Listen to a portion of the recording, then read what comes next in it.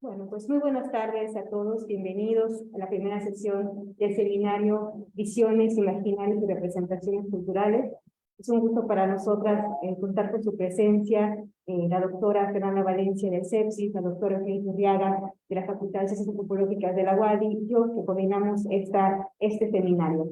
Este seminario que se integra además en una cantidad, parece como de 6 o 7 seminarios que también tiene el Centro Peninsular, y que, bueno, busca un objetivo muy particular. La sesión de hoy vamos a hacer una presentación general de los objetivos que guían este seminario, también un planteamiento general de la dinámica de trabajo que vamos a seguir, así como alguna presentación general de conceptos y metodologías que guiarán las diferentes sesiones del seminario. El objetivo de este seminario es, y si me ayudas, Alejandra, por favor, con la presentación, es generar un intercambio interdisciplinario entre especialistas de las áreas de las humanidades y las sociales en torno al tema de las representaciones culturales, que se manifiestan en diversas prácticas sociales y discursivas, sean estas artísticas, políticas, históricas o científicas. Nosotras, que venimos de las áreas de la antropología, la historia y la literatura, justamente queremos hacer este intercambio interdisciplinario desde la historia, desde la antropología y la literatura. Además de que, como ya comentará más adelante Fernanda, los estudios que tienen que ver con representaciones culturales, imaginarios y visiones, generalmente suelen tener ese intercambio de diferentes disciplinas y metodologías.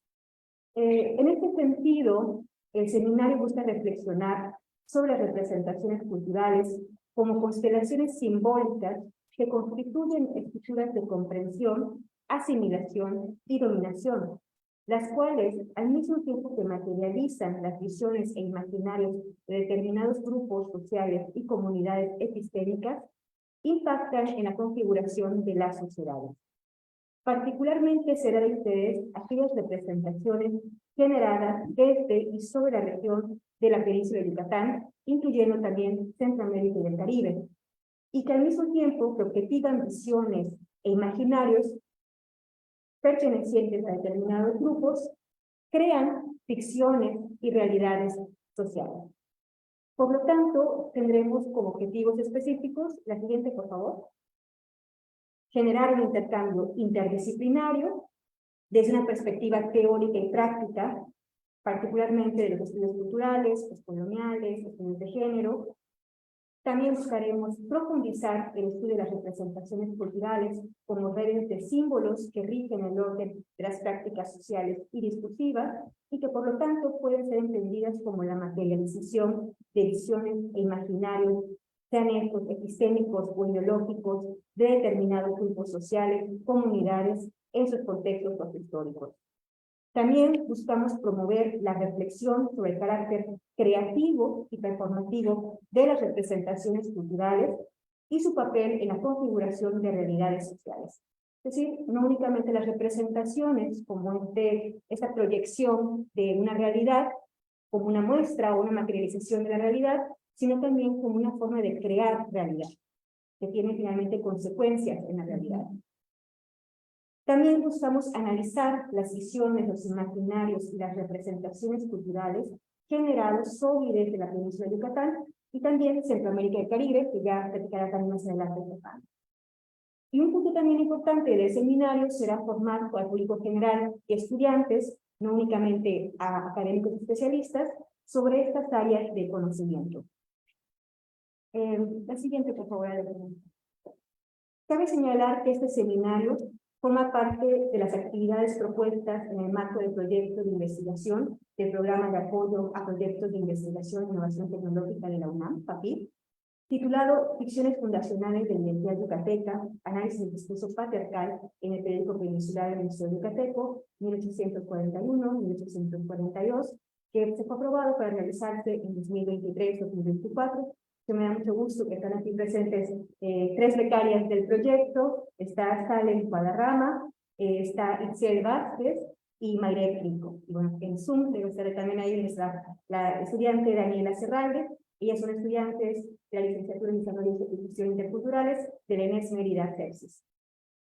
Asimismo, este seminario está en colaboración con el cuerpo académico del cual es representante y responsable la doctora Eugenia Iturriaga, de la Facultad de Antropología y de la UADY, estudios sobre prácticas y representaciones culturales. Y también se integra entre los objetivos del proyecto de investigación de la doctora Fernanda Valencia, Visiones Inglesas del siglo XVIII sobre la península de Yucatán y Centroamérica. ¿Cuál va a ser la dinámica que vamos a seguir en el seminario? O como suelen ser los seminarios del CEPSI, cada sesión contaremos con la participación de un conferencista magistral, especialista en la temática que va a presentar, y para esta sesión también contaremos con la revisión de una lectura que será proporcionada por este investigador o esta investigadora. Puede ser un trabajo generado por él mismo o por ella misma, o un trabajo relacionado con la temática. Este texto será proporcionado con antelación a los diferentes participantes del seminario para que pueda haber una lectura y un trabajo de reflexión antes de que nos reunamos en la siguiente sesión. Siguiendo ya la experiencia que nos ha dejado la pandemia, vamos a tener un formato híbrido. Tenemos gente que nos está viendo desde el Zoom, desde el Facebook Live del CEPSIS, y queremos abrir el intercambio más allá del espacio presencial. También esperamos tener conferencistas que tal vez no sean locales y que desde otras partes puedan intercambiar sus conocimientos. Las sesiones las vamos a realizar aquí en LOLB, pero también, como ya comentaba, se transmitirán a través de la página del CEP. La siguiente, por favor. Esta creo que la siguiente me parece. Sí, así es. Las próximas sesiones les compartimos. Sí, la siguiente, pero Alejandro, gracias. Sí, ahí van, no se quiere ir. Ahí está. Bueno, les adelantamos las siguientes sesiones del seminario. Las primeras son en correlación con el trabajo que se está haciendo por el cuerpo académico de la UADY, estudios sobre prácticas y representaciones culturales. El 17 de abril tenemos la participación del doctor Stefan Igor Ayora de la UADY, con un trabajo que va a titular Representaciones de lo nuevo y lo tradicional en la gastronomía yucateca y española, los casos de Mérida y Sevilla. Ya tenemos sus materiales de lectura, son 2 artículos escritos por él, así que los compartiremos también ustedes a través de un drive. Ese trabajo es una investigación desde la perspectiva de la antropología. Posteriormente, el 8 de mayo, la doctora Margaret Simpson, también de la UADY, desde la literatura va a abordar el tema Pensar la isla, insular, archipiélagos e islas continentales.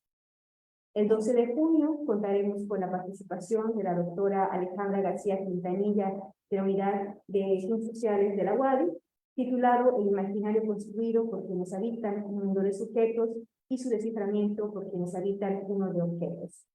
Y bueno, iremos siguiendo presentando las demás sesiones para los siguientes días de lunes de los meses. Tendremos también el seminario. Este seminario, como ya hemos comentado, está dirigido a un público muy amplio. Si bien busca un intercambio especializado y académico, también quisiéramos difundirlo más allá. Por eso invitamos a estudiantes, al público general, a acercarse y con cualquier inquietud dejamos nuestra cuenta de correo. Vamos a presentar ahora, a través de la doctora Fernanda Valencia y Eugenia Iturriaga, los temas, los conceptos, las metodologías que orientan y guían los objetivos del seminario. Pues muchas gracias, Romina. Hola a todos, gracias por estar aquí. Yo soy historiadora de formación y de deformación y me he dedicado a trabajar justo visiones, representaciones e imaginarios. Entonces, pues me siento mucho más cómoda hablándoles de esos conceptos desde mi disciplina, o sea, desde la historia. Y un poco lo que quiero hacer hoy es contarles la historia de los conceptos, o sea, pero va a estar enfocada a su uso, aunque sí menciono las otras disciplinas, a su uso específicamente en la historia.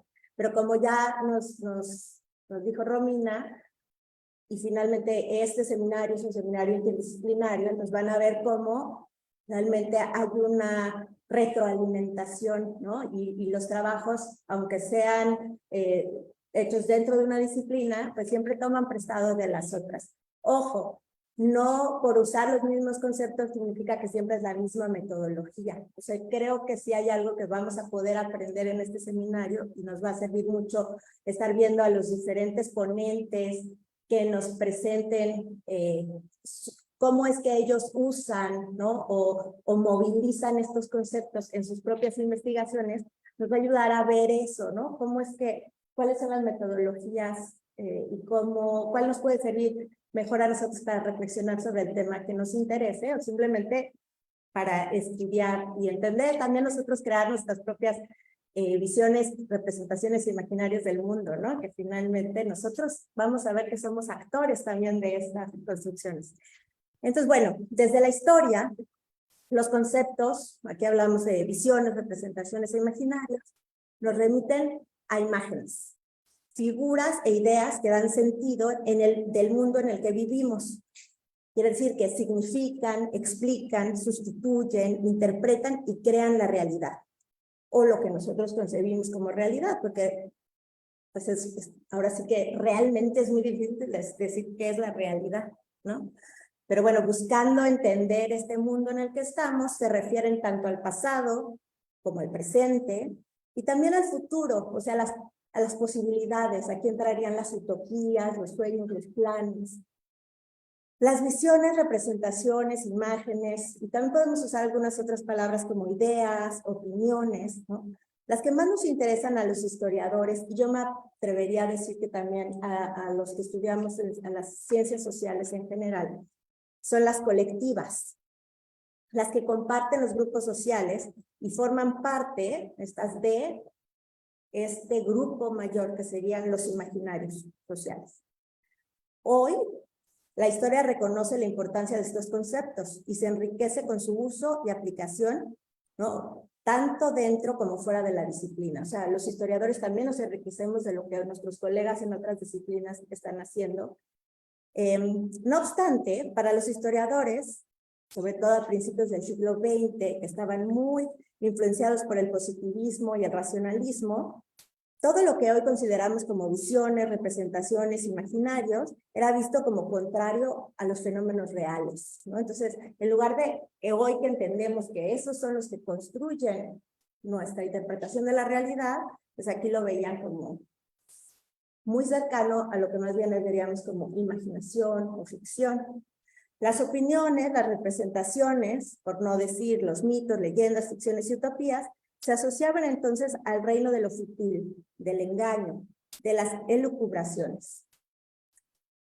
Los historiadores, que consideraban a lo factual y a la realidad como los únicos objetos legítimos de la historia, entonces se tardaron más en interesarse por los problemas del imaginario si los comparamos con otros estudiosos de otras disciplinas como la crítica artística y literaria, la filosofía, la psicología, la antropología, la sociología o el psicoanálisis. Desde los años 50, las publicaciones sobre lo imaginario se multiplicaron en varias de las disciplinas mencionadas. Y el término imaginario se convirtió en una pista fundamental para las ciencias sociales. En la antropología estructural, por ejemplo, Gilbert Durand, un estudiante de Gaston Bachelard, publicó una obra seminal titulada Las estructuras antropológicas del imaginario, en 1960. Durand destacaba la importancia de los arquetipos. ¿Qué son los arquetipos? Este es un término que tomó prestado del psiquiatra Carl Jung y que son estructuras fijas, no variables, universales, que comparten pues todas las sociedades. Y que por lo tanto, si son fijas, si son universales y no son variables, son ahistóricas. O sea, no hay historia.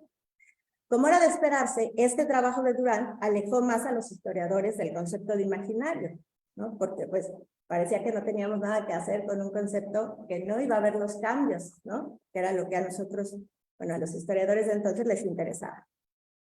No obstante, en la historiografía, es decir, en los trabajos de historia que se habían hecho anteriormente, ya había algunos antecedentes que contribuyeron a flexibilizar la mirada de los historiadores. Por una parte, la historia de las ideas, que, ojo, no es lo mismo que la historia de los imaginarios, porque esta historia de las ideas estaba enfocada en como los grandes personajes, las grandes ideas, los grandes autores, y por tanto estaba enfocado en las ideas de carácter individual, en la obra de un autor, ¿no? O de un personaje específico.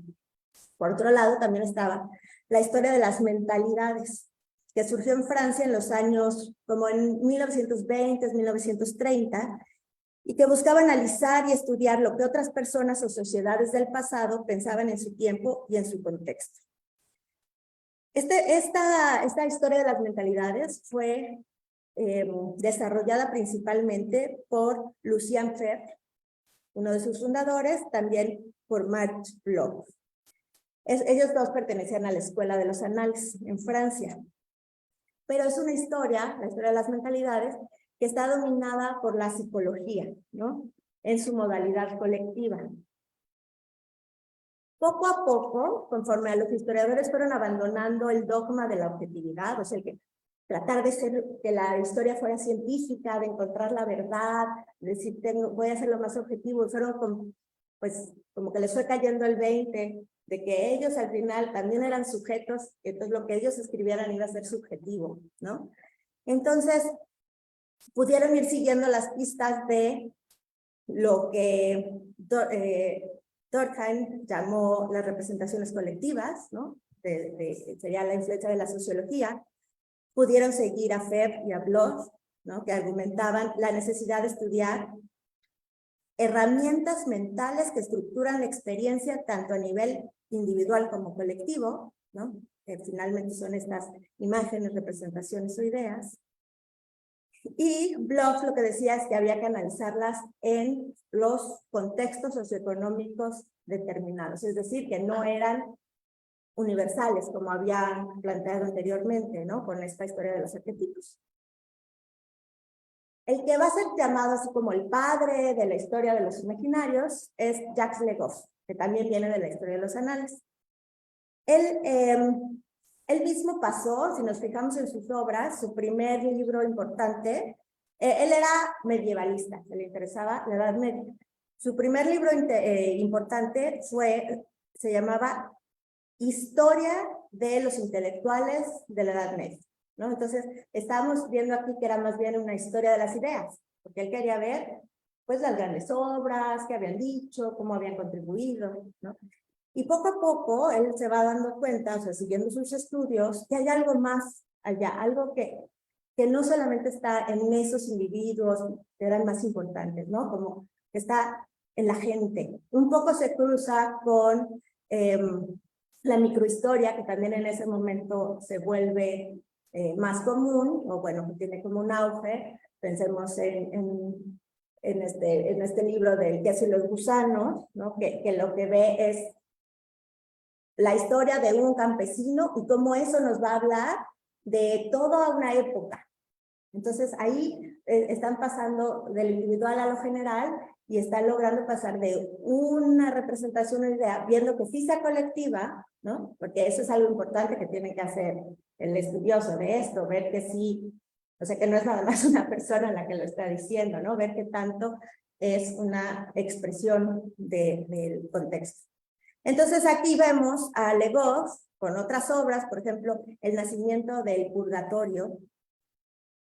Y bueno, la obra que habla, de hecho se titula El orden de la memoria, el tiempo como imaginario.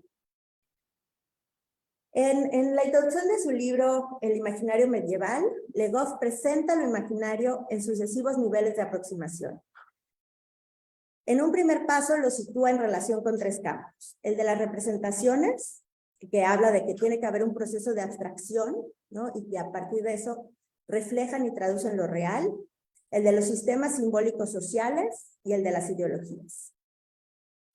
Y señala la importancia del elemento visual, o sea, de la imagen, diciendo que el campo privilegiado de la expresión de lo imaginario es el de las producciones literarias y las artísticas.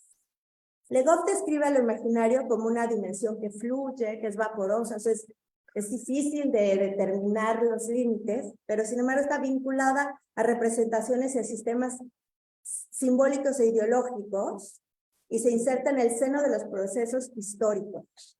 es decir, es cambiante. Entonces, lo que aquí yo quiero que resaltemos es que hemos pasado de esa historia de las ideas, ¿no? O de esa historia de los arquetipos, a una historia en donde pues se busca qué es lo que lo colectivo, las sociedades en general, qué es lo que piensan, ¿no? Pero a través del tiempo, ¿no? O sea, hay cambios en el espacio, o sea, entre diferentes geografías, pero también en diferentes periodos, que luego vamos a ver que también Legoff dice que estos periodos son artificiales, o sea, finalmente es como nosotros representamos nuestro pasado y lo necesitamos crear para, pues, entenderlo mejor, ¿no? Como él mismo decía, hay que partir la historia en rebanadas para entender. Entonces, bueno, así poco a poco se fue incluyendo el concepto de imaginario en la historiografía. Ya para la década de los 70, en Francia, la Enciclopédie de la Nouvelle Histoire incluía el imaginario como uno de los 10 conceptos claves de la historia, ¿no? Entonces, se fijan el cambio radical de haber dicho, nosotros no queremos tener nada que ver con lo imaginario, allá decir que es importantísimo. Los trabajos de Seth Moscovici, de Cornelius Castoriadis, de Pierre Bourdieu, terminaron por superar la oposición entre las teorías objetivistas y las teorías subjetivistas en las ciencias sociales. Y esos trabajos permearon los de algunos historiadores que usaron el concepto de imaginario para definir los sistemas ideológicos, los fenómenos religiosos. O sea, fenómenos religiosos, pensamos en creencias, mitos, imágenes del más allá, ¿no? De qué va a pasar después, qué pasa después de la muerte, o los fenómenos políticos como la colonización, las revoluciones, el nacionalismo. Para los años 80, los estudios sobre lo imaginario por parte de los historiadores florecieron. Eso sí, siempre agregaban un adjetivo y utilizaban un artículo determinado. El imaginario político, el imaginario del porvenir, el imaginario estético, el imaginario urbano, rural, etc. Un cambio importante en la visión de los historiadores sobre lo imaginario fue el reconocimiento de la relatividad y la multiplicidad de imaginarios en una misma sociedad o hasta en un mismo grupo social. Es decir, se admite que no puede hablarse de un solo imaginario, sino de imaginarios en plural. Lo que aquí yo también digo es que eso aplica también para visiones y representaciones sociales. Se señala que en un mismo momento histórico existen varios imaginarios y visiones que además compiten por visibilidad, por legitimidad y por convertirse en expresión de intereses y de voluntad colectivos. ¿Y cómo lo hacen? Pues a partir, o cuáles son sus herramientas, los marcos de difusión, circulación y aceptación social, que están en función del poder del grupo social que los construye y los representa. O sea, queda claro que en un mismo momento, en una misma sociedad, hay imaginarios dominantes e imaginarios dominados. Eso es súper interesante estudiarlo, porque además van cambiando, ¿no? Entonces, hay una lucha constante para imponer una visión del mundo y hacerla parecer natural. De esta manera, la investigación histórica, que se interesa en ideas, visiones, representaciones e imaginarios, lo que busca o se orienta a detectar, en la manera de lo posible, influencias y posicionamientos de los mismos, o sea, de estas ideas, en los órdenes jerárquicos, y también a ver las transformaciones que tienen. Al respecto, es muy importante la contribución del filósofo e historiador franco-polaco Bronislaw Baszko, quien problematizó el papel de la alfabetización, o sea, de la escuela, y de los medios de comunicación en la difusión de los imaginarios sociales dominantes, ¿no? Dice cómo se usaban estos para controlar la circulación de determinados símbolos, esquemas interpretativos y discursos legitimadores. Pensemos en el ejemplo de la creación de los estados-nación, ¿no? Por ejemplo, pensemos en México del siglo XIX y cómo se va creando la idea de lo mexicano, ¿no? Cómo se usa en el siglo XX la escuela, ¿no? Cómo hay todo un programa. Y bueno, basta ver cómo se están usando los medios de comunicación en la actualidad también para ver, ¿no? Que hay todo, estamos inmersos, y siempre lo vamos a estar, no solamente por ahorita el momento en el que está México, pero ahorita es muy claro cómo se está construyendo un discurso político y se están usando los medios de comunicación, ¿no? Por decir las mañaneras.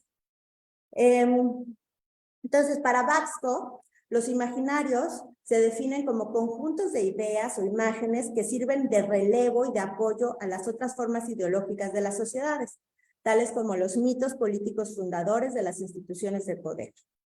Él nos dice que las revoluciones contemporáneas, desde la Revolución Francesa, no han dejado de aprovechar esta característica de los imaginarios.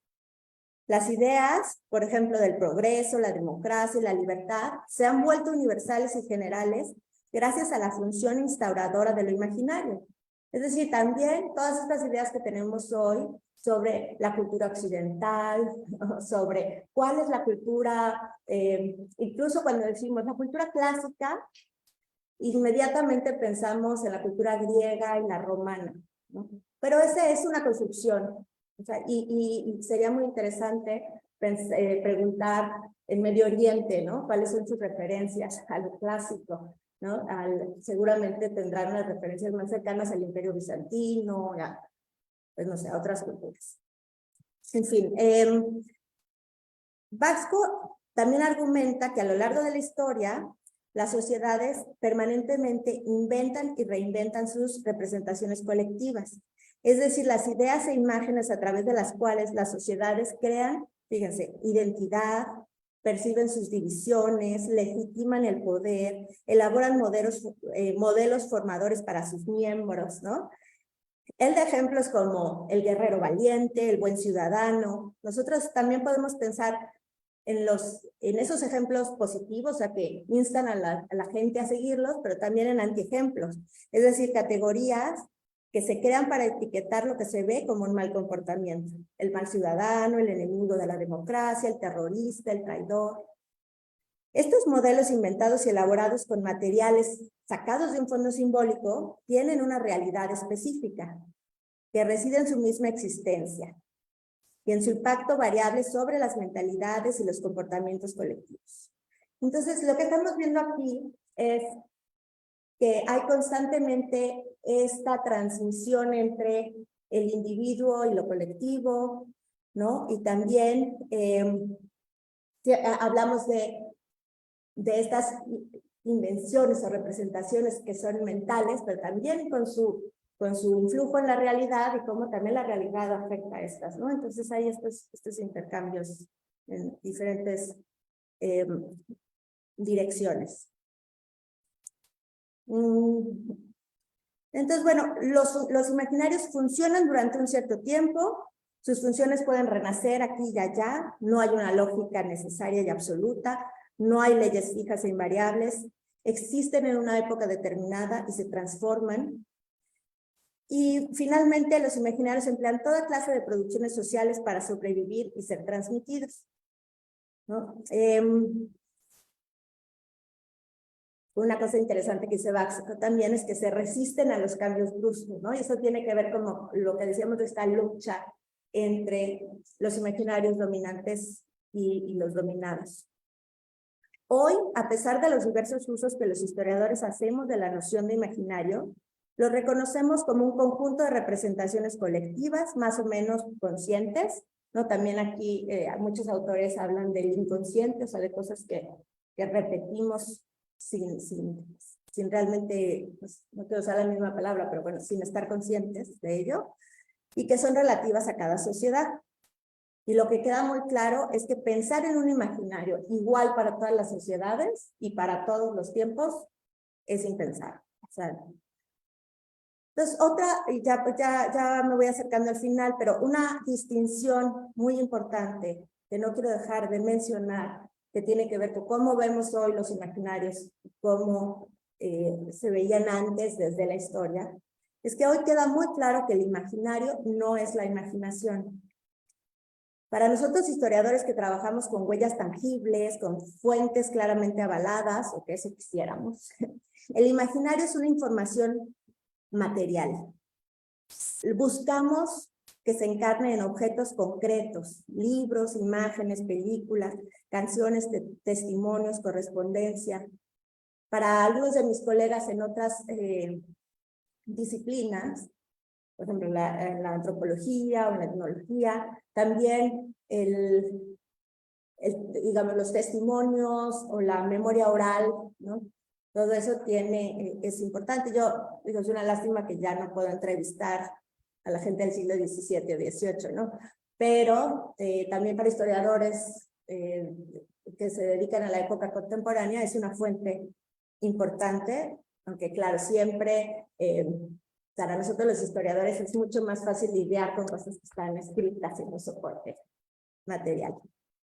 Pero esto entonces es una característica de estos imaginarios que estudia la historia, que sí los podemos encontrar reflejados en estos soportes materiales y que también pueden ser imágenes, por ejemplo, caricaturas que aparecieron en los periódicos, pueden ser pinturas, pueden ser novelas, ¿no? Que con todo y que tienen unas características de ficción, siguen reflejándonos la realidad del momento de creación.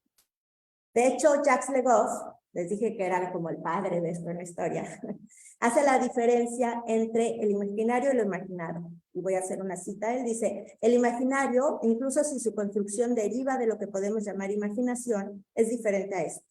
Imaginación es una facultad del espíritu. El imaginario es un sector de la realidad.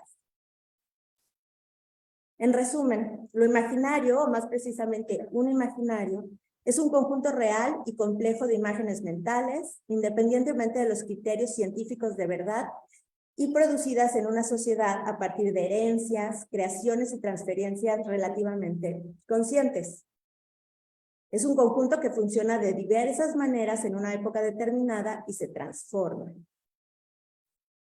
Es un conjunto de imágenes mentales que se sirve de producciones estéticas, literarias, y bueno, artísticas, pero también políticas, científicas, ¿no? Y otras. Y también se sirve de memoria colectiva y de prácticas sociales para sobrevivir y para ser transmitido. Podemos decir entonces que los imaginarios a los que los historiadores les seguimos la pista se componen de hechos que pueden ser observados y analizados, que pueden ser fechados, ¿no? Y que son objeto de conocimiento. Otra cosa que ya habíamos dicho, pero lo reitero para que quede muy clarito, que siempre son sociales.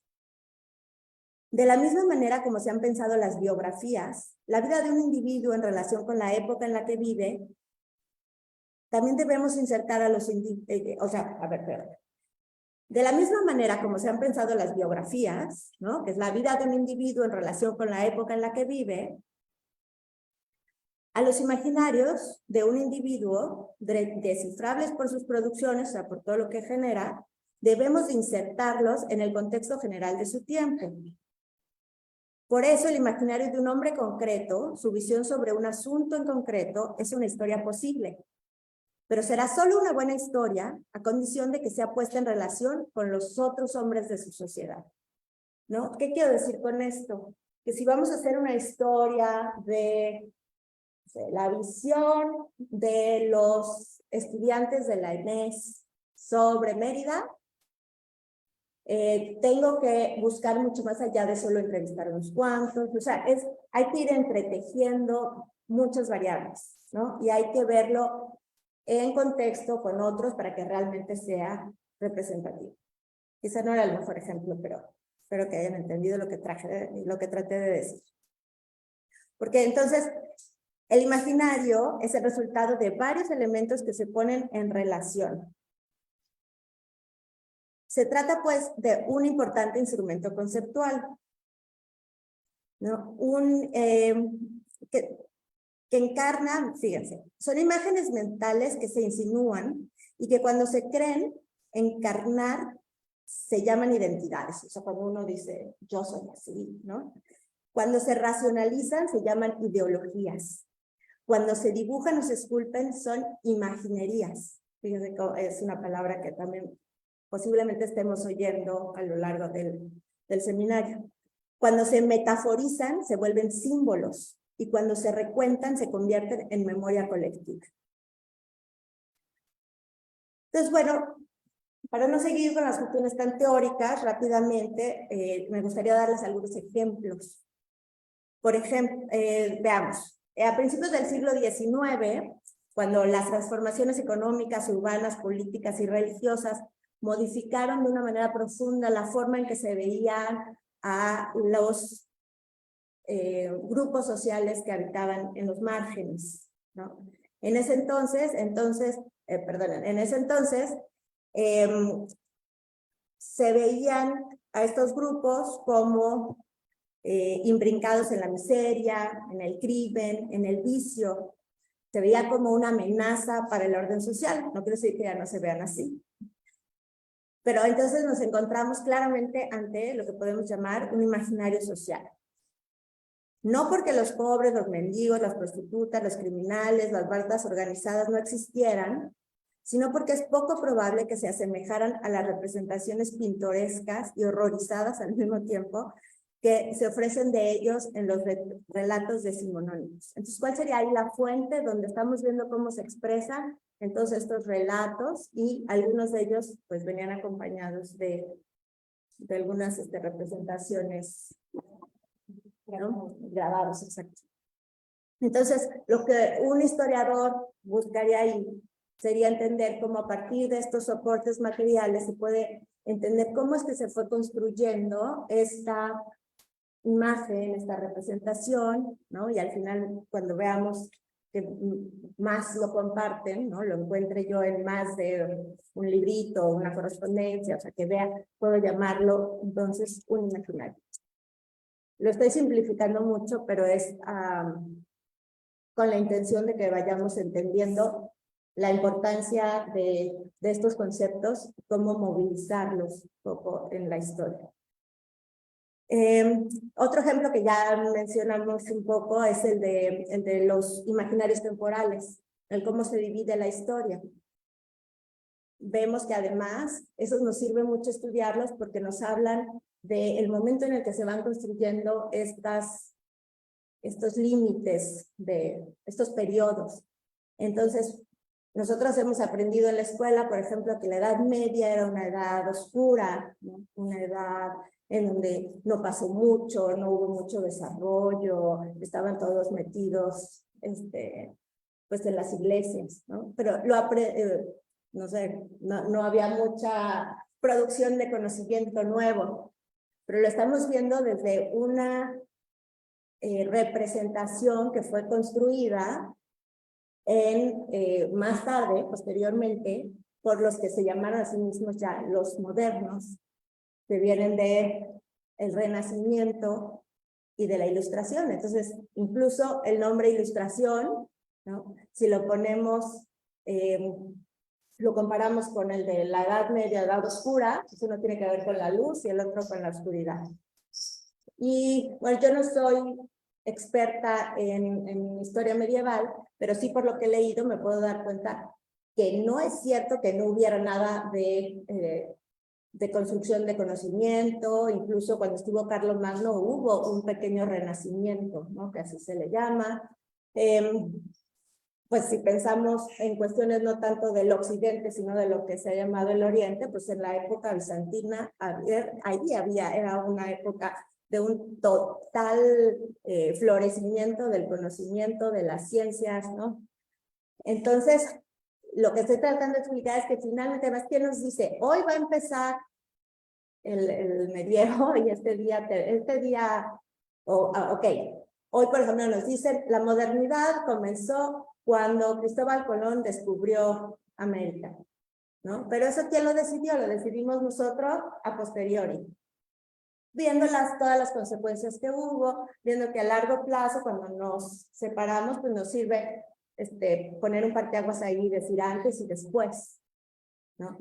Y cuando yo estudio qué es lo que opinaban los del siglo XVII sobre la época anterior al descubrimiento de América, lo que yo puedo entender, que me abre una ventana maravillosa, es cuál era su autoconcepto, ¿no? Cómo se veían ellos mismos y qué tanto ellos se veían diferentes, qué tanto ya habían entendido eso. Por ejemplo, hay un historiador que se llamaba, ya falleció, John Eliot, que hizo un estudio de qué tan rápido habían llegado las noticias y la conciencia, sobre todo, él trabajaba imaginario, o sea, la conciencia de que ya el nuevo mundo había sido descubierto. Entonces él dice, el impacto fue tardío, o sea, realmente no es cierto, o sea, no, con todo y que ya habían llegado unos panfletos para 1498, ya estaba circulando información sobre América, la gente común y corriente, su vida no había cambiado en nada, ¿no? Dijeron, ya estamos en la modernidad, ¿no? Entonces, pues esa es una ventana que nos abre y que creo que además se alimenta de otras herramientas que nos pueden dar otras disciplinas, ¿no? Por ejemplo, en mi caso, que yo estudio visiones sobre, bueno, hice un trabajo sobre las visiones europeas, específicamente inglesas, sobre la conquista de México y los aztecas, pues me basé muchísimo sobre cuestiones de antropología, cuestiones de literatura. Entonces, otra vez venimos a lo interdisciplinario. Y pues bueno, así podríamos seguir. Estoy segura que nuestros diferentes invitados nos llevarán a visitar diferentes experiencias del uso de estos conceptos. No podemos pensar, bueno, ya tenemos de las cuestiones gastronómicas, podemos pensar en lugares de memoria, en cuestiones que tienen que ver con lugares específicos. No sé, pienso, por ejemplo, cuando hablamos si yo les digo Auschwitz, ¿no? Viene a la mente muchísimas connotaciones, ¿no? Que van más allá nada más de un lugar en Polonia y que tienen que ver con la Segunda Guerra Mundial, con Hitler, bueno, ¿no? Ahí podemos hacer toda una historia sobre eso. Entonces, bueno, para terminar, me gusta esta metáfora de que los imaginarios son como lentes o anteojos que se tienen y que no los sientes como tales, pero te permiten ver mejor el mundo. A veces mejor, te diría. O sea, aquí esta es lo saqué justo de un autor, pero a mí yo preguntaría si siempre te permite verlo mejor, ¿no? Porque también hay estereotipos, prejuicios, ¿no? A veces nos nublan esos lentes, pero sí son unos lentes. Pues ya les voy a leer esto. Sí, tenemos tiempo, ¿eh? Dice, desentrañar las visiones, las representaciones y los imaginarios nos ayuda a considerar el pasado como lo que es, una realidad móvil, cambiante, histórica, moldeada por los hombres y las mujeres que la habitaron, pero también por las miradas, las lecturas y los desplazamientos a los que la han sometido las épocas posteriores. Pensar la historia en términos de imaginario hace que se cuestione, finalmente, la naturaleza misma del trabajo histórico, al que invita a cuidarse de todo triunfalismo, de proclamar la verdad o la objetividad absoluta. El historiador o la historiadora toma conciencia entonces de que su discurso también corresponde a un imaginario, el que cada sociedad, cada momento, a veces incluso cada individuo pretende producir sobre el tiempo, el espacio y el mundo social que son suyos. Como decía Le Goff, digo que es como, no quiero decir mi héroe, pero al menos el padre de la historia de lo imaginario, pero dice, lo imaginario, y también aquí se refiere a imágenes, ideas, visiones, representaciones, nutre y hace actuar al hombre.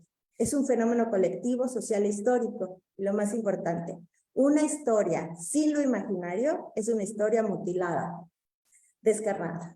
Por eso la importancia, pues, de estudiarlos y la importancia de nuestro seminario. Muchísimas gracias.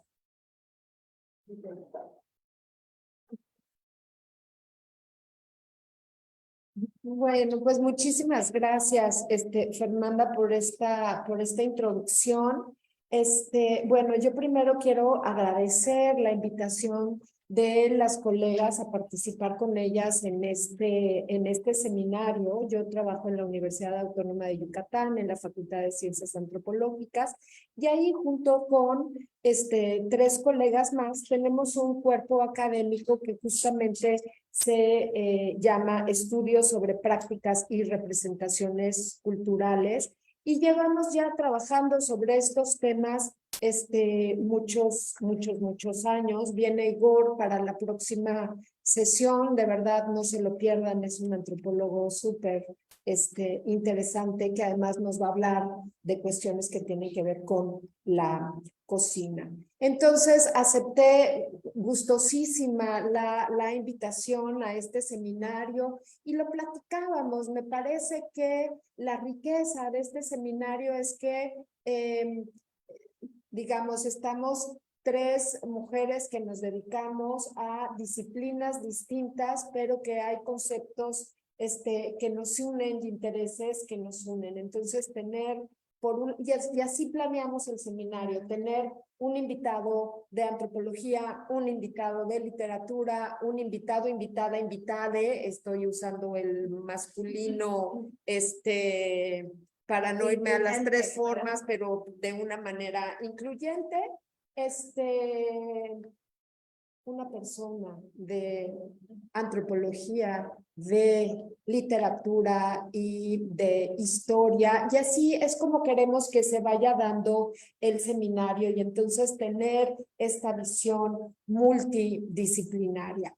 Creo que estos 3 conceptos, visiones, imaginarios, representaciones, son unos conceptos que muchas veces, si nos vamos a sus definiciones, pues vienen siendo sumamente parecidas y va a depender de la manera en cómo la trabaje el autor y la definición y digamos el peso que le dé. Claramente en la exposición de Fernanda, digamos el concepto principal fue el de los imaginarios, ¿no? Y por ejemplo, para estudiar, cosa que he hecho, ahorita me he alejado un poco de eso, pero para entender el nacionalismo, uno lo tiene que entender desde los imaginarios. Si bien decía ya Benedict Anderson, ¿no? Como el nacionalismo es esta gran comunidad imaginada y que, claro, no tiene nada que ver con la imaginación, sino cómo se concibe y cómo se va construyendo algo que Fernanda ya decía, la identidad, ¿no? Entonces, para entender a los nacionalismos hay que ver cómo se imagina, ¿no? Este gran imaginario de la sociedad y qué hace que alguien desde Tijuana hasta Mérida, Yucatán, se sienta parte de una misma nación. Y pasa lo mismo por cómo construir lo yucateco, ¿no? Y que también, o sea, cuál es el imaginario presente en lo yucateco que hace que un yucateco se sienta yucateco y pueda marcar una distancia con una guache. Pero ¿qué creen? Yo también ya entré en el imaginario yucateco y entonces ya me balanceo en los dos mundos, pero en el imaginario de quién pertenezco y en el imaginario de quién no pertenezco, ¿no? Y entonces, me parece que es un concepto que nos ayuda, entrándole desde imaginarios a ciertos temas. El de representaciones, como les digo, el cuerpo académico que nosotros tenemos en la Facultad de Ciencias Antropológicas sobre estudios de prácticas y representaciones, vemos cómo estas representaciones se van a manifestar en prácticas muy concretas y entonces estudiar la representación y la práctica van de la mano, ¿no?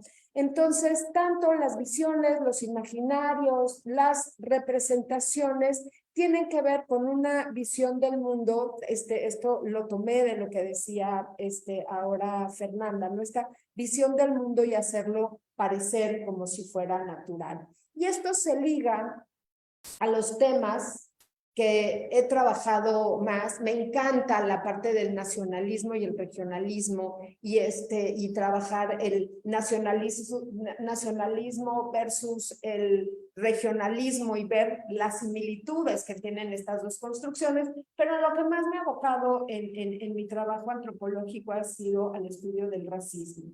Y para estudiar el racismo, estos conceptos son muy, muy importantes y yo lo que quería la tarde de hoy era más bien darles como unos ejemplos y unas probaditas de lo que van a encontrar en las distintas pláticas donde lo que vamos a ver en este seminario, que además me parece muy rico, es estas probaditas de cómo usar estos conceptos en determinados temas y con la visión de la disciplina del que pertenece el, la o le autor que presente, ¿no? Entonces yo pensé en decir, bueno, les puedo dar unos 3 ejemplos de cómo he usado o estudiado las representaciones para el racismo, pero ahorita también, oyendo a Fernanda, dije, ¿no? Aquí hay como una parte donde en mi propio trabajo ligaba yo la parte histórica de esta representación del siglo XIX y me metí a estudiar las representaciones del siglo XIX y a literatos también, ¿no? Ahí hice como que pues sí, un clavado a otras disciplinas, porque mi punto era cómo se ha representado al indígena maya. Y partía yo de del concepto de estereotipo y siguiendo a Homi Bhabha, que es un teórico del colonialismo, Homi Bhabha señalaba que un estereotipo adquiere su fuerza en la repetición y que no importa si es verdadero o es falso, el punto del estereotipo y la fuerza la agarra en la repetición, no importando si las coyunturas históricas cambian o permanecen, ¿no? Entonces yo decía, ok, estamos en el siglo XXI, ¿cuál era el estereotipo, no? ¿Cuál era la representación de una persona maya en el siglo XIX que ciertamente no era no era la misma situación histórica que en el siglo XXI? Pero el estereotipo permanecía o no permanecía, y permanecía. Entonces, lo que hago yo es un estudio de esta visión de lo indígena, de lo indio, de lo maya en el siglo XIX y lo comparo, en este caso, con un programa de televisión que estaba en esos años donde hice el estudio, que era como por el 2009-10. Y era un programa de televisión local yucateco que se llamaba Los Pech, una familia de verdad. Y en ese programa de televisión, lo que yo veía eran estos estereotipos clavados, así es como si hubieran agarrado el manual. A ver, ¿qué dicen en el siglo XIX que son la población maya? Borrachos, ok, borrachos son alcohólicos, son libidinosos, son rateros, son flojos, ok, bueno, estos son perfectos, se los vamos a presentar ahora en Mérida, Yucatán, en el siglo XXI, en la televisión local, y ahí van. No hubo un capítulo, uno, donde no estuvieran estos 4 temas que les dije, estuvieran presentes. Desde me robé así, voy y como que no me vieron y me llevé la botella, ¿no? Robo. Esta parte de qué onda, nos vamos al table dance o no sé qué, o unas cosas que todo el tiempo era esta parte de la lascivia presente, el robo presente, la deshonestidad, la flojera de no hacemos nada, ya hay que hacer como que trabajamos. Entonces, entender cuál era la representación de un grupo me ayudó a ver cómo el estereotipo permanece aunque las coyunturas históricas cambien, ¿no? Y en el caso del tema que trabajo, que es el racismo, entender cuál es la visión, ¿no? Dentro de un colectivo, cuál es la visión del mundo y qué es lo que considera natural, es muy importante. ¿Por qué? Porque para el racismo, justamente el racismo se esconde, o digamos, la fuerza del racismo está en hacer parecer como natural la desigualdad.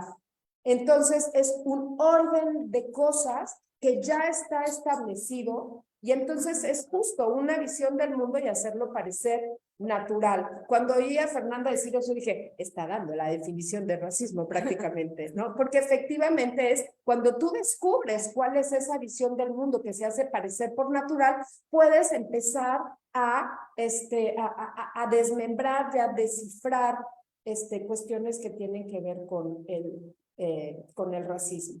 Eso, y no he llegado a mis 3 ejemplos que traía yo para hoy, pero me pareció que era importante, ¿no? Y que creo que en el seminario eso es lo que nos vamos a encontrar, estos 3 conceptos, visiones, imaginarios en distintos tiempos, visto con ciertos ojos, en distintas disciplinas y creo que va a tener una riqueza maravillosa. Yo les invito de verdad a continuar con el seminario. Les vamos a hacer, ya interrumpí lo que iba a decir, pero ahorita regreso. Así me hago, siempre me interrumpo.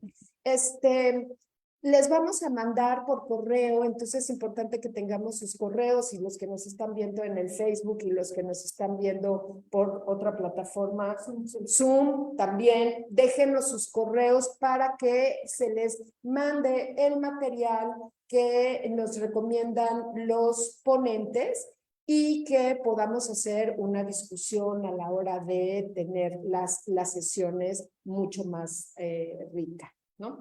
Bueno, entonces van como mis 3 ejemplos. Yo, como les decía, he estudiado cuestiones que tienen que ver con el racismo y mi primer ejemplo es sobre turismo, gracias. Pero pensando en la península de Yucatán y cómo, ¿no? El turismo, ¿cómo representa lo maya?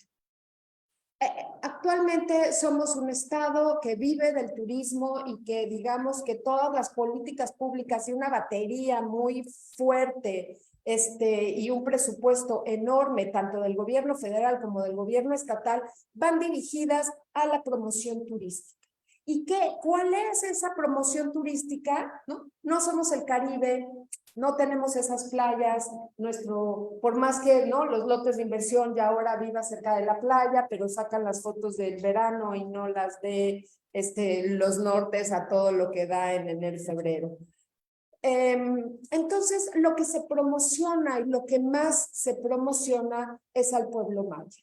Y las representaciones que se hacen de este pueblo son representaciones como si fueran personas que se quedaron en el pasado, que viven, ¿no? Entonces, venga usted a conocer a las personas detenidas en el tiempo. Va a poder entrar y conocer sus casas y le van a enseñar a urdir hamacas y le van a enseñar a tortear y sigo haciéndolo como watch, en vez de ver, me traiciona todavía, ¿no? Vean las distintas representaciones y las prácticas. Sí, a la hora de tortear, siempre la tengo que hacer así porque así se hacían en mi primera tierra. Trabajar en ello. El caso es que la representación que se hace del pueblo maya es ese, ¿no? Es una representación de un pueblo que se queda atrapado en el tiempo y que uno como turista puede venir a darse una probadita de ese pasado, de ese contacto con la naturaleza, de ese, ¿no? Que la modernidad no les pasó por encima, ¿no? Y eso, ¿cómo lo puede ver uno? A través de las representaciones, ¿no? ¿Cómo se representa al pueblo maya? Y ahí puede haber estudios que hagan busquen estas representaciones en los folletos turísticos, en las promociones que se hacen a nivel nacional en la televisión y en el cine y ¿no? Sobre qué es el pueblo maya, y de ahí salen estas representaciones. Lo podemos ver como en muchos lados, ¿no? Otra representación del pueblo maya.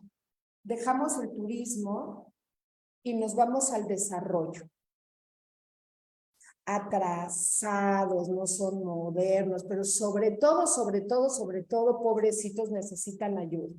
y hay que llevarles el desarrollo porque viven muy atrasados y entonces hay que llevarles el desarrollo y aquí vienen los megaproyectos para nosotros poder darles la mano y sacarlos de la pobreza y sacarlos de ese lugar en el que se encuentran. Y aquí, ¿no? Tenemos dos representaciones que son, ¿no? que me gusta siempre ponerlas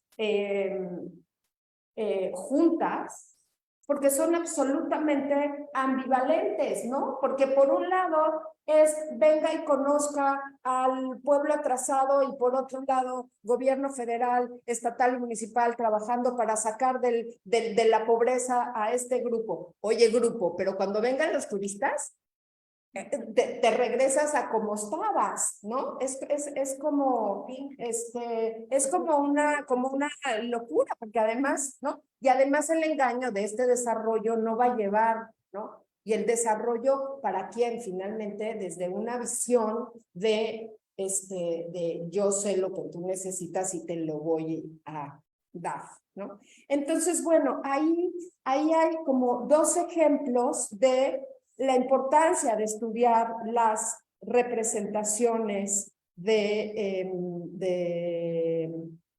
las representaciones de un grupo, ¿no? Otro ejemplo, ¿no? El tercer ejemplo es un ejemplo que es doloroso cuando uno ve las consecuencias que puede traer en la vida cotidiana de las personas y de las relaciones, digamos, sí, cotidianas de ciertos grupos de población, y que pareciera que es una tontería, ¿no? Y que tiene que ver con los apellidos. En Yucatán, ustedes saben que hay más de 100 apellidos mayas. Cuando uno busca, y ahora que estoy haciendo un trabajo y tengo que cambiar nombres, pero en varios lugares de la República, descubrí que si pones en Google, ¿cuáles son los apellidos más comunes en Sinaloa? Y pum, te aparecen los 10 más. Y así en toda la República, tú lo pones y solito te aparecen. Yo lo había visto en el INE con las elecciones, los apellidos más frecuentes del INE en Yucatán, los 7 primeros apellidos más comunes, o sea, el 1, 2, 3, 4, 5, 6 y hasta llegar al 7, eran apellidos mayas. En el caso, ahora que lo busqué y dije, pues, los 10, no, fueron 9. Me aparecieron 9 apellidos mayas que son los más comunes en Yucatán. Ya después empiezan otros apellidos que no son mayas. Esto quiere decir que los apellidos mayas en Yucatán los tiene la mayor parte de la población yucateca. Y lo que yo estudiaba, que también ya está súper pasado de moda, más bien lo que estudié, y ahora siempre me pregunto, ¿cómo le haría yo ahora a lo que voy? Estudié los apellidos que estaban presentes en el diario de Yucatán. En el 2010, el diario de Yucatán era un diario muy leído, también en 1900.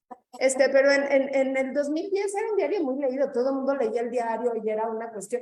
Ahora, ¿no? O sea, la mayoría de las personas, desafortunadamente, se informan a través de sus redes sociales y entonces lo que pesa es el Facebook. Ahora ya no dices, ay, no sé dónde lo leí, ya dices, no sé en qué TikTok lo vi, ¿no? O sea, es como la información ya llega de otros lados, de otras fuentes. Pero cuando hice ese estudio sobre las representaciones de las personas que portaban los apellidos, ¿no? Y entonces nunca hubo en el diario de Yucatán una representación positiva o una persona que tuviera apellidos mayas con reconocimiento social en portada. Las veces que las personas con apellido maya aparecían en portada eran o delincuentes o pobres. Estaban recibiendo apoyo del gobierno o habían cometido un delito. Eso las llevaba a portada. Pero un investigador, un arqueólogo, un profesor universitario, blanco y negro y en la tercera, cuarta página, ¿no? Entonces, esta parte que uno diría, bueno, ¿es irrelevante? No, no es irrelevante. ¿Por qué? Porque son las representaciones que se va haciendo de un grupo y la manera en cómo es representada en una sociedad va a repercutir en el imaginario de las personas del lugar en el que ocupa este grupo de población y por supuesto va a afectar sus relaciones cotidianas, ¿no? Entonces, claro, este es un nivel. En otro nivel de entrevista, decirme, yo soy de Tabasco, mi suegra no me quería, pero mi cuñada tenía un novio que era Paul y yo soy Hernández. Entonces a mí me quería más porque decía de que mis nietos se apelliden Hernández a que tengan un apellido maya, no, pues prefiero al tabasqueño, ¿no? Y entonces díganme ustedes si eso no tiene una repercusión en la vida cotidiana. Y si a mi cuñada le hizo la vida de cuadros.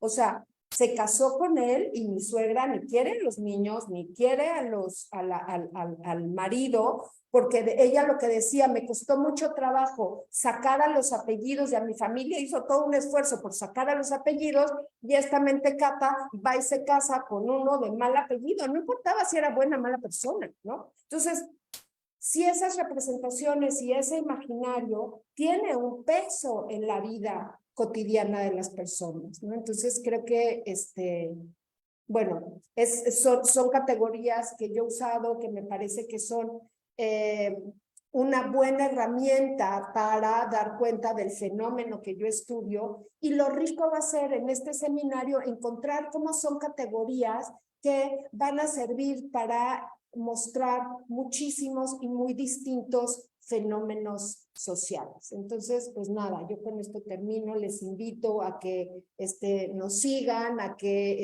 estén pendientes de lo que sucede en este seminario y ya.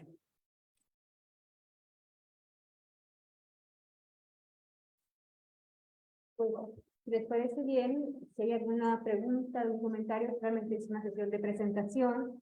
La idea era generar una dinámica de trabajo para las siguientes sesiones, pero bueno, si hay alguna inquietud, también puede ser un buen momento para comentarla por parte de ustedes.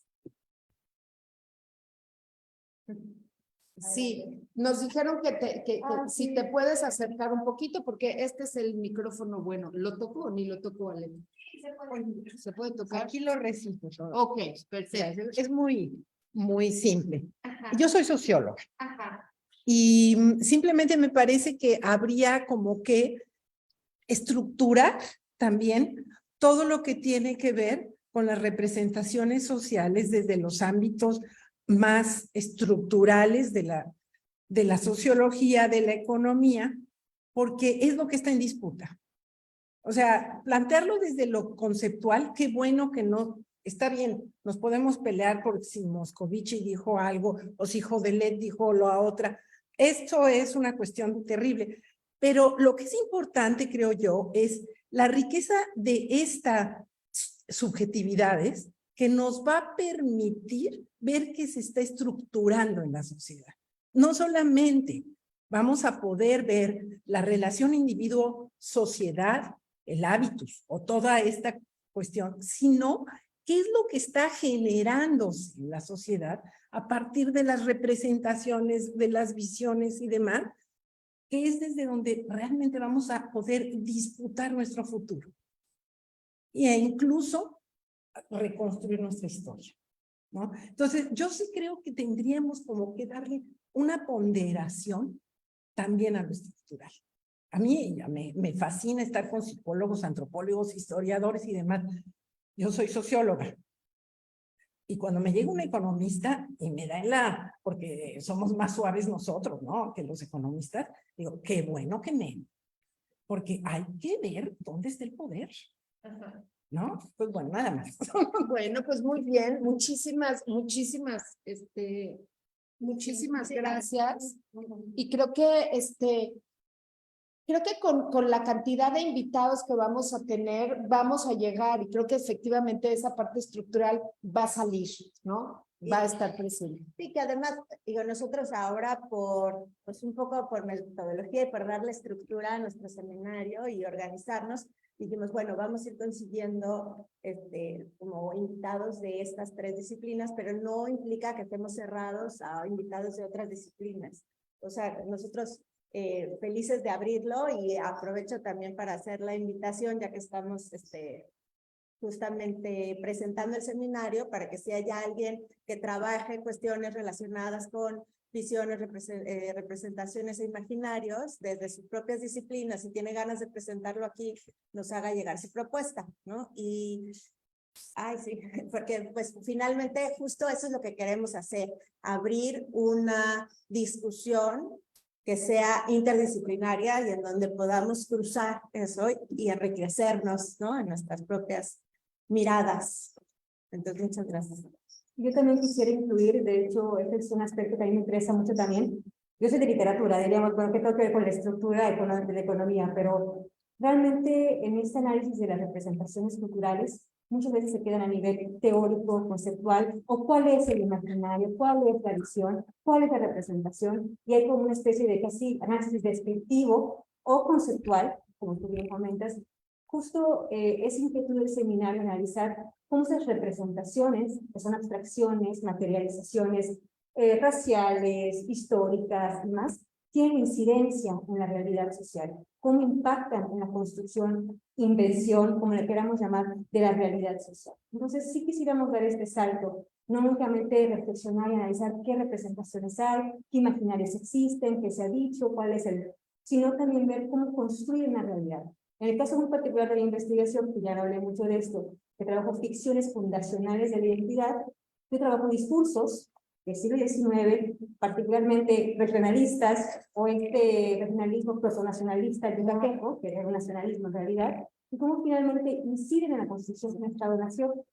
Toda una inversión de la identidad yucateca, pero también de una realidad política, económica, con implicaciones sociales, de género, etc. Sí va a ser un elemento importantísimo de alcance, pero excelente que lo comentaras, permite profundizar y ojalá sigas asistiendo, sales para allá, es una reflexión necesaria. Creo que se ha superado ya mucho estas análisis de las representaciones, incluso que únicamente describen, y ya es momento de llevarlo también hacia el aspecto de la creación de realidades. Sí, y por eso también va a ser tan importante la parte de la discusión, después de que presente nuestro ponente, pues que todos podamos, o sea, desde ese punto que puede que quien presente sea, voy a poner a alguien de mi equipo, pero sea un historiador, pero si tenemos a gente que puede enriquecer lo que él está diciendo desde su propia perspectiva, que puede ser, ojalá vengan, de verdad los invito a los sociólogos, a los economistas, pero realmente quien sea que esté interesado en esto, bienvenido, ¿no? Porque va a hacer que esto pues realmente los haga crecer a todos y aprender a todos. Hay una cosa que me gustaría comentar, porque soy socióloga justamente. No, es esta parte de la representación que existe sobre que los mexicanos no somos estratégicos. El asunto de no pasamos de lo conceptual, de lo narrativo, y hablar de tomar la política, o sea, la representación como un dispositivo de poder para transformar las cosas. Nos quedamos ahí. ¿Y por qué? Porque se nos pintan. Nos pintan como el sombrerito pasivo, o sea, y esto significa no pasar la política.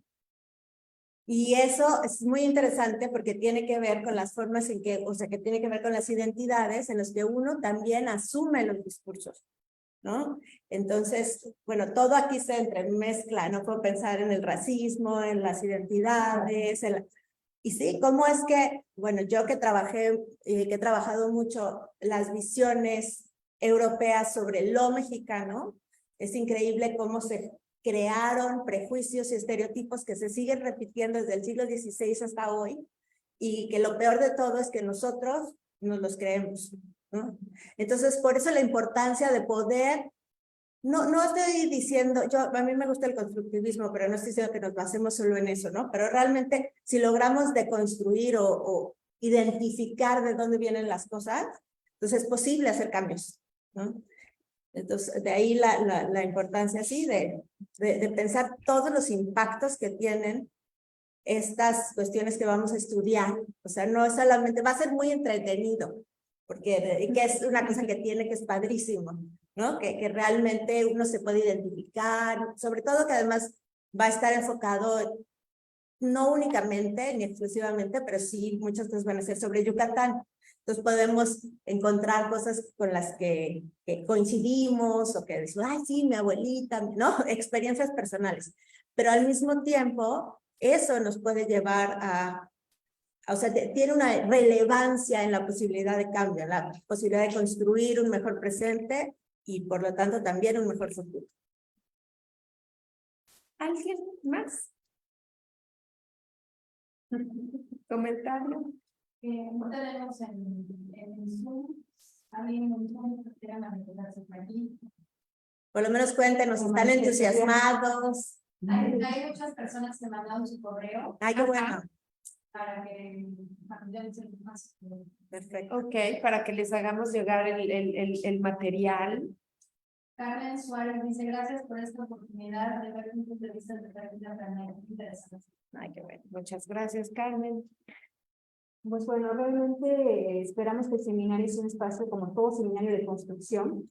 Los seminarios no son ese modelo rígido, ¿no? De simplemente una conferencia magistral que alguien hable una verdad absoluta, sino se trata de un intercambio de conocimientos. Y la idea de trabajar con un material de lectura es que todos, desde diferentes perspectivas, también puedan enriquecer la discusión. Y aquí veo a las becarias del proyecto, veo a algún colega, David, una exalumna, Abiela, y bueno, estoy segura que con sus intercambios también en el momento del seminario se va a poder enriquecer. Esperamos que les siga apasionando el tema de las visiones, los imaginarios y las representaciones culturales. No sé si quisieran... Pues no, nada más. Yo cerraría agradeciéndoles y no nos pierdan de vista. No. Aquí las esperamos. Es el segundo lunes de cada mes. Les vamos a mandar recordatorio, pero también ya los pueden ir apuntando en sus calendarios. Muy bien. Pues muchísimas gracias. Gracias. Gracias a los que están en el Facebook, en el Zoom. Muchas gracias.